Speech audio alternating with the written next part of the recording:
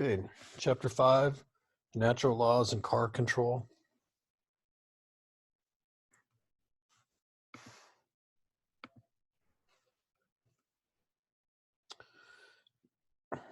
Gravity and energy of motion.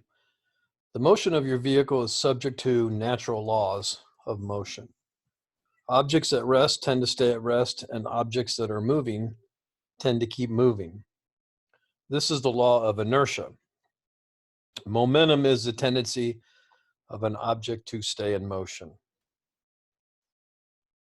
Gravity and energy of motion are natural laws that will affect the way your vehicle performs. Gravity is the force that pulls all things to the earth.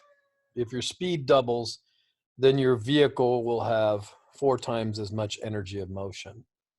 So however fast you're going, if it's 10 miles an hour, you double that, then you're going to have 4 times as much energy of motion for that. You can feel this pull of gravity as you drive up and down hills. There's a couple of examples there.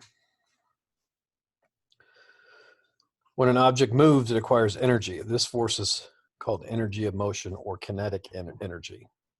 The truck's energy of motion will change in proportion to the square of its change in speed. This means that when the truck's speed doubles, it needs about 4 times the distance to stop. So, again, you want to think about, how fast you're going, because when your speed doubles, it's going to take 4 times as longer to get stopped. As a driver, you will feel the laws of gravity and energy of motion affecting your vehicle. Some pictures of some tires. Many people believe that their steering wheel, brake pedal, and accelerator control their vehicle. But actually, your 4 tires and their footprints that touch the road are the first and one of the most important parts to the control system. Friction is the force that keeps each tire from sliding on the road. The friction created by the tire on the road is called traction. Tires make a difference in the way your vehicle performs. The grooved surface of a tire that grips the road is called the tread. The place where a tire touches the road is called its footprint. A tire's ability to grip the road increases as the amount of tread touching the road increases. Properly inflated tires can mean the difference between keeping or losing control. When you drive on an underinflated tire, only the outside edges of the tire provide traction. If your tire is overinflated, only the center of the tire will grip the road properly. It will wear out its center before any other part. Shows you the gripping tread. So like in the middle, all the contact points are touching, right? And the first one to the left,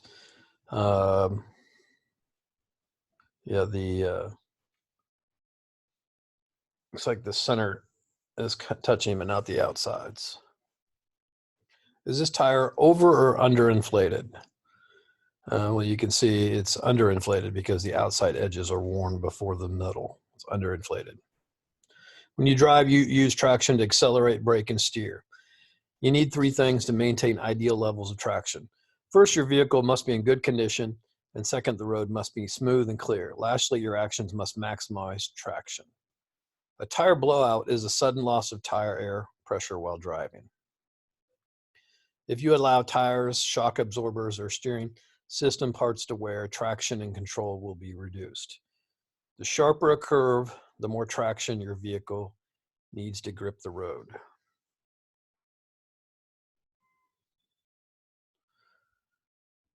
There's a picture that says, go ahead and drink and drive if you want to go to the jail, or if you want to go to the hospital, or you want to go to the morgue. Vehicle balance is the distribution of a vehicle's weight on its tires as they contact the ground. The point at which around an object's weight is evenly distributed is called the center of gravity. A tilting motion from front to back is called pitch. Total stopping distance is the distance your car travels from the time you first perceive a hazard until you reach a full stop. If you travel at 65 miles an hour, it will take you 300 feet or a football field to stop. The length of time it takes you to identify, predict, and decide to slow for a hazard is called your perception time. The distance your vehicle travels during this time is your perception distance. And then here's a picture here. And you can see at 20 miles an hour, the total stopping distance is 45 to 59 feet. Because you have perception distance, response distance, and braking distance. Now, let's say you go up to 50 miles an hour, then the total stopping distance is 179 to 215 feet. So it's going to take you a lot longer to get stopped the faster you're going. Once you recognize a hazard, the length of time you take to execute your hazard is called your reaction time. The distance your vehicle travels while you react is called your reaction distance. The distance your vehicle travels from the time you apply the brake until you stop is called braking distance. Force of impact. The force with which a moving object hits another object is called force of impact. Three things that determine force of impact are speed, weight, and the time between initial impact and stopping. So let's talk about those things a little bit here. So the faster you're going, it's going to be a more forcive impact. The weight, how much, if you hit something that weighs a lot, that's going to be much more of a force of impact.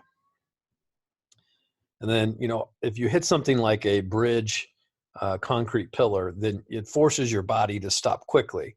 And if your body stops quickly, that's going to be a harder force of impact. So you don't want to steer into like an oak tree there. If you have to, leave the road, you'd want to steer for like an open field or small little bushes or something. You don't want to collide with something that's going to stop your car quickly.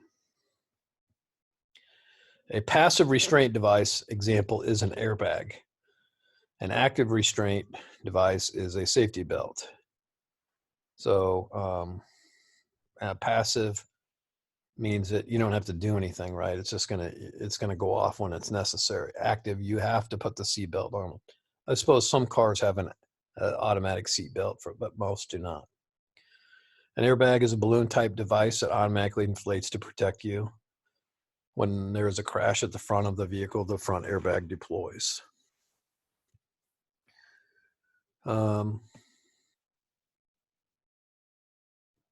Safety belts usually do not fit children until they're between the ages of 8 and 12.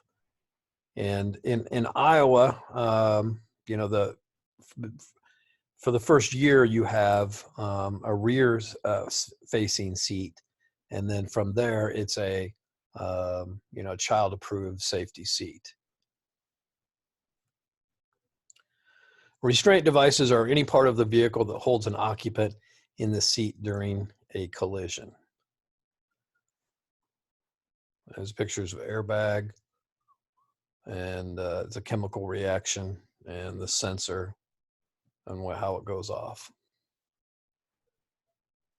Okay, 5 other protective devices: crash zones, energy absorbing bumpers, side impact panels, penetration resistant windshields, head restraints. How many collisions are there? When a vehicle hits an object, how many collisions occur? There are 3 collisions that occur when a vehicle hits a solid object: the initial impact, the passenger impact on the restraints or parts of the vehicle, and internal organs. So the first hit is the bumpers hitting each other. The second hit is whatever's not tied down on the inside of the car. That could be your face going through the windshield, or somebody flying through the car, right? And the third hit is, you have like when the collision occurs, it could be like a rib puncturing through a heart, puncturing through a lung, or something like that.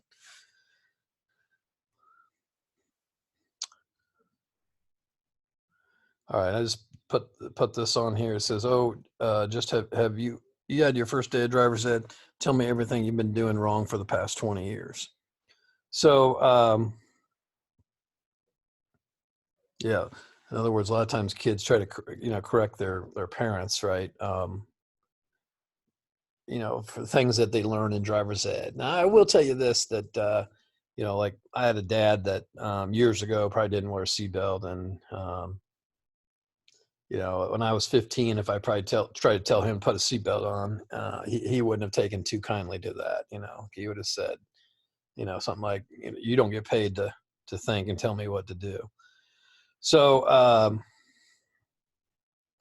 was just going to tell you, I don't wear the seatbelt. I wear the seatbelt today because, I know it's the right thing to do and to save lives.